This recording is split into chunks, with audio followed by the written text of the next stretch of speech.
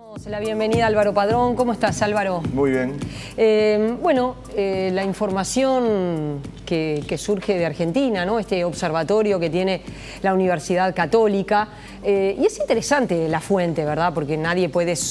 no es una fuente, bueno, sospechada de que... Parcial, digamos. Claro, de parcialidad. Tiene prestigio el trabajo que se hace desde el Observatorio de la Universidad Católica Argentina en cuanto a los datos que vuelca de cuál es la situación, que es diferente a lo que el presidente Mauricio Macri reconoce cuando presenta su discurso en el Congreso el pasado 1 de marzo, que dice: estamos mejor que 2015. Y bueno, los datos no dicen eso, ¿no? Aumentaron la inflación, los precios, el tipo de cambio que está imparable, las tasas de interés, claro, el desempleo.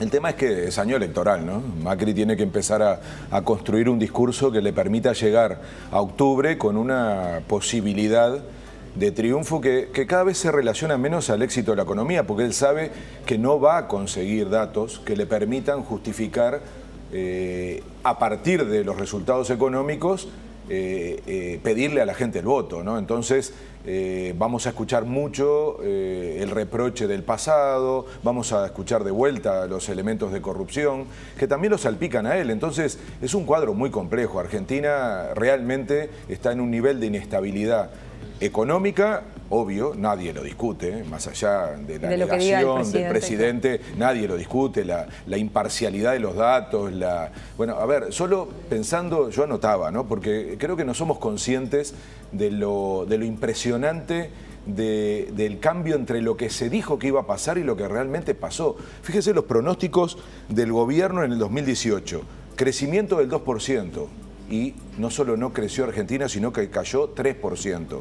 Inflación del 20%, la inflación fue el del 50%. Tipo de cambio 22 pesos por dólar, terminó siendo de 40 pesos por dólar. Nunca hubo inversiones, que fue la gran promesa de Macri, que iba a volver a Argentina a conectarse con el mundo, por lo tanto iban a venir inversiones, fuga de capital.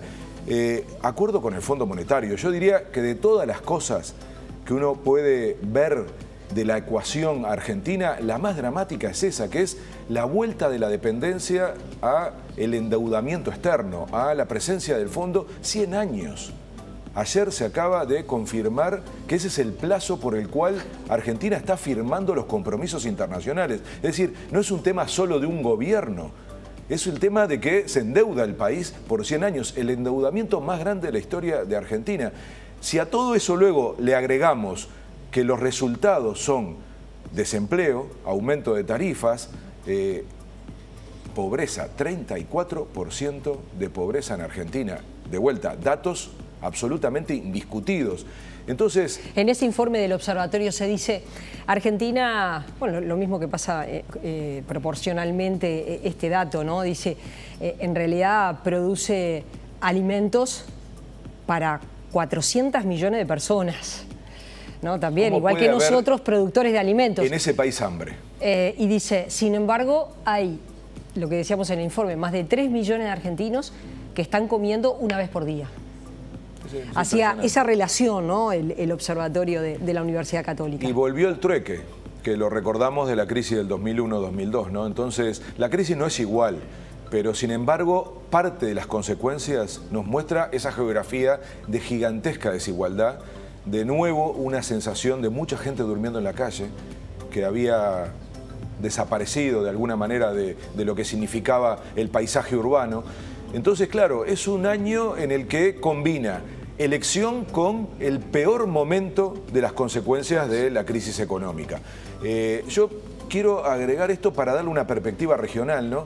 Es un tema muy complejo para América Latina lo que pasa en Argentina, porque recordemos que Macri se presentaba como la nueva derecha.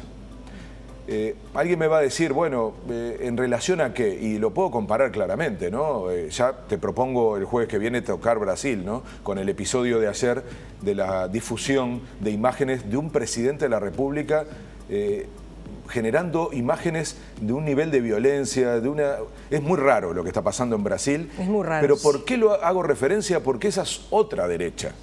Otra derecha. Sí, diferente, ¿no? Sin duda. Bolsonaro, Duque en Colombia.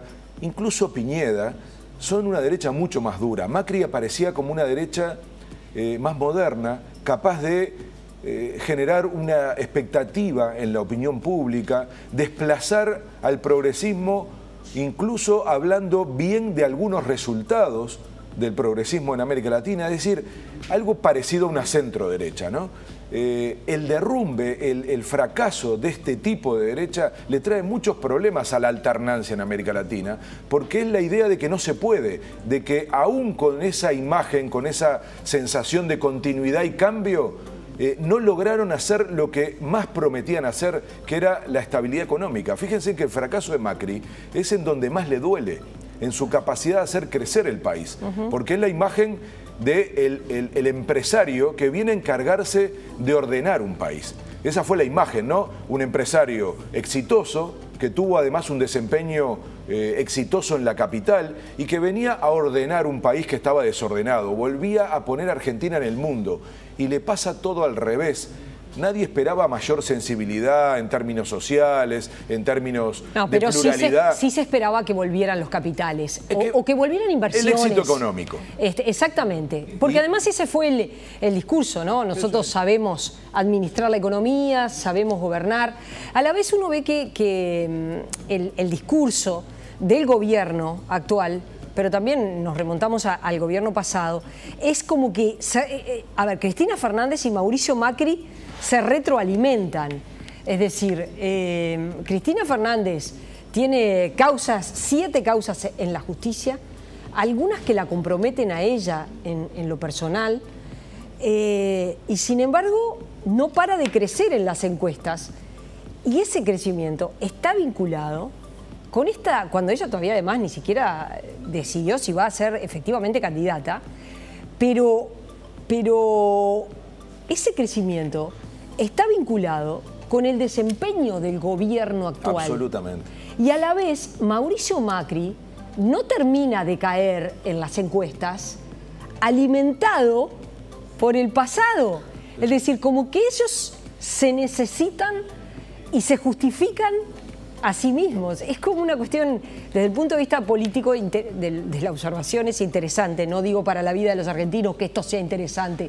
Digo, para la observación política. Es muy buen punto. Macri no termina de caer porque está Cristina Fernández. Y Cristina Fernández basa su crecimiento en el fracaso de Mauricio Macri, no en éxitos propios. Es muy buen punto porque es un drama de América Latina que se llama polarización.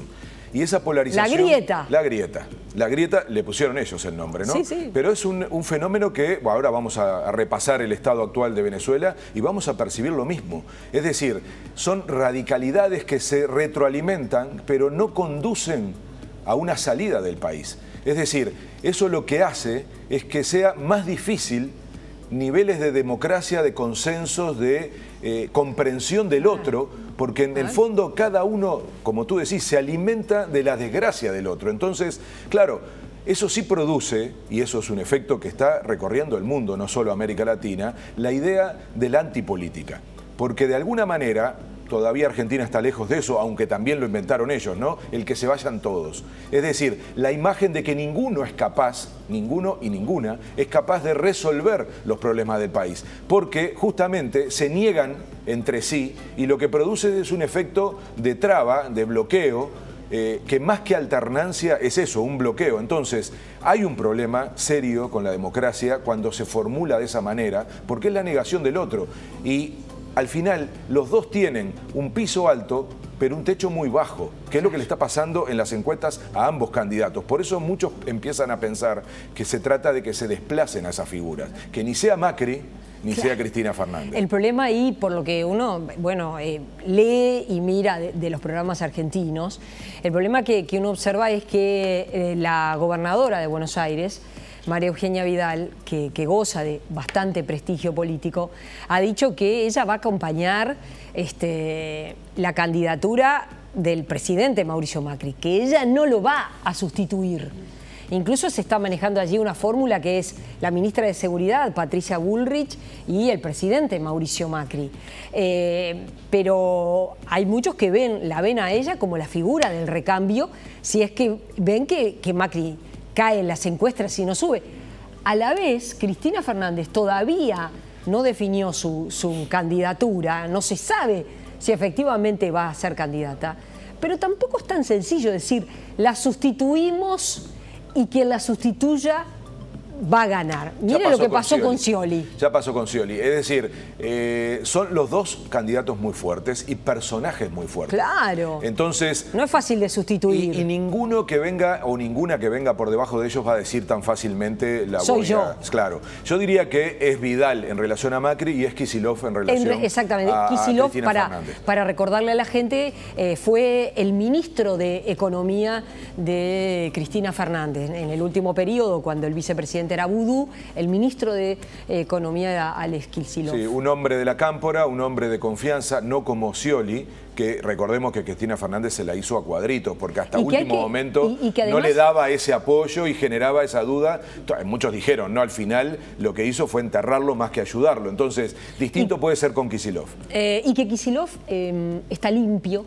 No aparece mencionado en nada, ni en Es joven. Es joven, sí, es un hombre de unos 40 y pocos años. No aparece mencionado en los cuadernos de las coimas, nunca fue a declarar a la justicia, no aparece en ninguna de las 7 causas que tiene la presidenta Cristina Fernández, la expresidenta Cristina Fernández. Es decir, aparece limpio, pero... su lugar en las encuestas todavía es una expresión, sí, ¿no? Siempre la renovación de figuras es difícil, si no pregunten en Uruguay, ¿no? Lo que le está pasando a la fuerza de gobierno, no es fácil desplazar a los liderazgos históricos, y en Argentina es más aún, porque la imagen del caudillismo es muy fuerte, ¿no? Bueno, vos hablabas de la fuerza de gobierno y nos metemos un segundo en el Uruguay. Y el Partido Colorado, que crece porque apela al expresidente Julio María Sanguinetti. Aún 2 veces presidente. Exactamente, un hombre que tiene 83 años. Exacto. Entonces, bueno, es un drama en América Latina. Recorran América Latina y van a ver la repetición de los nombres de liderazgo. Vamos a nombrar otra elección que tenemos este año, que es Bolivia.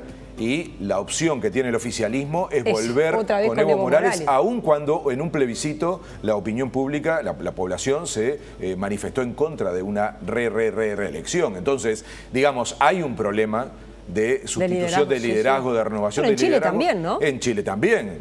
2 veces Michelle Bachelet, Lagos varias veces, y Piñeda como... ¿Otra vez? Que fue, digamos, ya presidente. Es un tema, y en Argentina más aún, porque la concentración del protagonismo de los líderes es más fuerte, particularmente en el peronismo. Pero en fin, yo diría que está muy abierta la elección en Argentina, muy abierta, y fundamentalmente la situación económica, que fue lo que trajimos hoy a la mesa, va a condicionar la elección de la gente. Vamos a cambiar de tema porque vamos a ir a Venezuela, pero la última. A la situación económica agréguenle que está parada la educación, porque está la negociación allí, se negocia diferente, es con la Gobernación de Buenos Aires. María Eugenia Vidal está negociando con los sindicatos docentes, que además son fuertes, las llamadas paritarias, y está todo parado. Pero no comienzan las clases. Ana María, y eso es dramático, un minuto, ¿no? Si fuéramos en Uruguay, con una inflación del 40%, que es decir, lo que sube los precios, vos no podés negociar con un 20% de aumento salarial. Es claro, decir, los sindicatos docentes se plantaron, vamos a huelga por tiempo indeterminado. La situación es realmente muy complicada, que ya sabemos que cuando la educación pública para, los que más se perjudican son los más pobres, son los más humildes. Hay una relación directa y por eso es lo que está creciendo en Argentina, la pobreza. Sí, exactamente. Álvaro, bueno, llegó Juan Guaidó, el presidente encargado de Venezuela, hubo mucha movilización.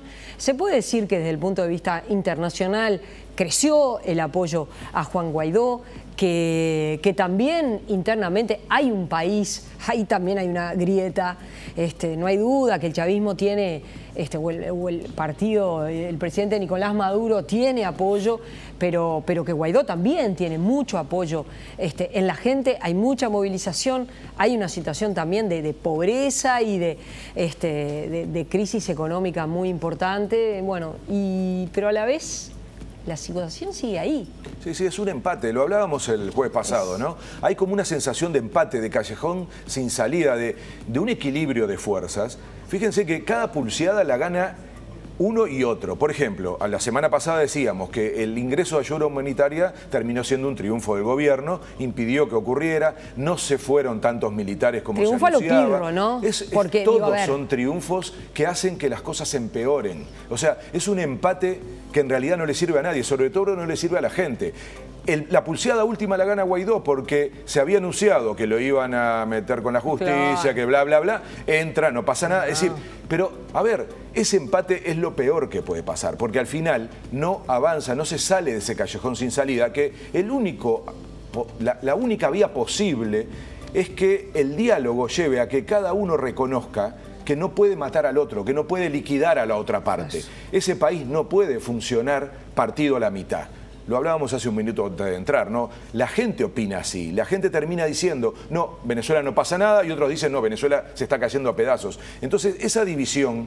¿Viste que ayer la empresa Factum presentó una encuesta sobre cómo ven los uruguayos la posición del gobierno, esta posición que Uruguay definió de neutralidad, buscando el diálogo entre las dos partes? Y es interesante, tiene un 52% de personas que están a favor, y no porque estén a favor de Maduro, porque eso también queda claro en esta encuesta, que realmente, como vos bien decís, es muy interesante, porque los uruguayos tienen una visión mucho más crítica de Maduro que de Juan Guaidó, pero sin embargo consideran que el camino que tiene que tomar Uruguay, que es el del camino de la paz y de buscar la paz, del diálogo, un pacto, de un acuerdo para salir. Pero mira, si será interesante esa encuesta, que es la primera vez en mucho tiempo que una política pública del gobierno tiene mayoría. Y esto no pasa en casi ninguna otra política en relación a la gestión del gobierno interna. Entonces, en un tema, 52% que en general no es muy fuerte en la opinión pública, que son los temas de política internacional. Entonces, es un respaldo a una... Y uno se pregunta, ¿le erró Julio María Sanguinetti? Te la compliqué ahora porque te metí en la política nacional. Porque lo primero que dice, esto va a ser entre los que creen que Venezuela es una democracia y los que creemos que Venezuela es una dictadura. Esta encuesta lo pone ahí en una contradicción, ¿verdad? Porque en realidad la gente... La mayoría de la opinión pública en Uruguay respalda una iniciativa como la que ha llevado Uruguay, la Unión Europea, o sea, son muchos países, cuidado con esto de creer que esta iniciativa es solo de Uruguay, es de muchísimos países que no quieren alinearse a la polarización que ya existe.